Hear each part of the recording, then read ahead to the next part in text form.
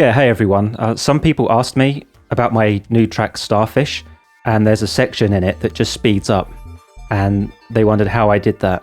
So in that section, the song gets gradually faster and faster and faster. So you think it's going to reach an extreme tempo, right? But it never does.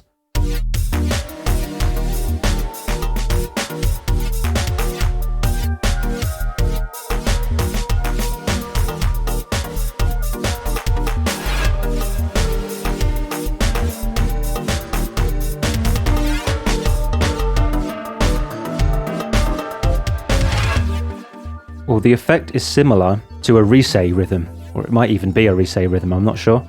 And that's the rhythmic equivalent of a shepherd tone. It gets faster and faster and faster, but never actually gets to extreme speeds. It sounds very complicated, but actually my approach was very simple. You could recreate it using almost any DAW that you have available to you already. And now I'll show you how I did it. If you check my BPM automation, you'll see it gradually ramping up. So the track is actually at a constant BPM up to that point. It starts off at 143 BPM, and then at the start of the section, it's now down to 37, 38. There is a gradual, that is a continuous ramp to increase the tempo up to about 536. So we've got that. That's one part of it. The next part is up here, the MIDI data, and the notes, as you can see at the beginning, are very close together. So the duration in between each note is short. And it gradually gets wider and wider. So the tempo of the MIDI parts is essentially getting slower and slower. With one key difference, where the BPM increase was continuous, the decrease up in the MIDI parts actually halves at discrete points. So here's the first interval for the chord sound. And they're this close together. And then you see here where they're spaced with double the space in between them. That corresponds to like halving the tempo there. And again here, there's the next interval, and then finally this bit here. If you just take a glance at it, you think, oh, this bit's the longest bit, but actually this just lasts a couple of seconds because the BPM is so high, whereas the bits at the beginning take a long time actually to get through. There's some other interesting bits. So with the chords, it's here, right at this part, where the tempo halves. But it's not the same across all instruments. So we compare with the drum machine. You can see these bits are all very closely packed together for the first 4 beats. So that's here where the tempo halves compared to there with the chords. And then again, the bass, the little riff on the bass, that's actually the first interval there. So it doesn't halve its tempo until here. So we've got the different instruments halving their tempo at different times. Is there a reason why I did that?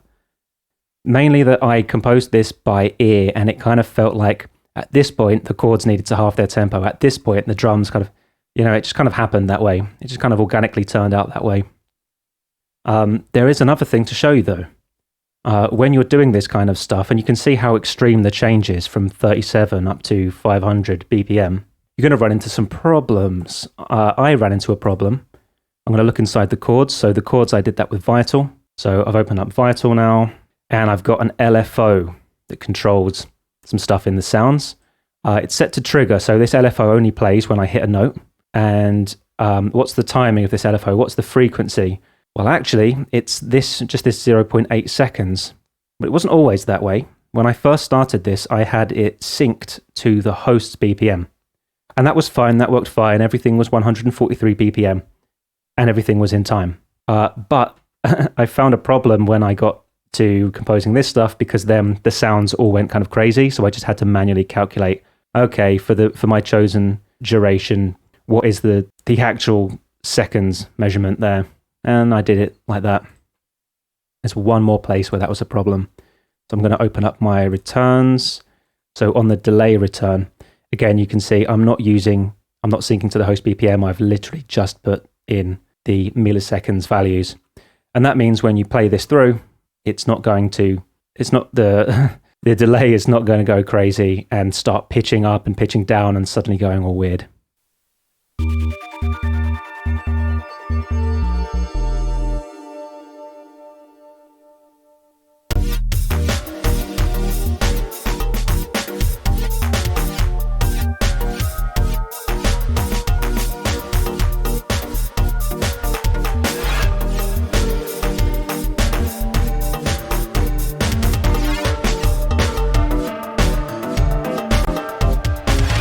So I hope that offers some insight into how I work. I'll do my best to answer any more questions that you have in the comments.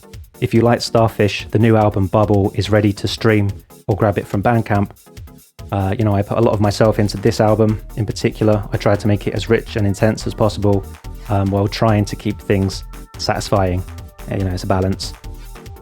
Extra special thank you to everybody who joined the Bubble listening party a couple of weeks ago. It was a lot of fun. I feel really blessed that folks are listening to the weird sound I make. I'll post some more music on my channel soon. That's it. See ya.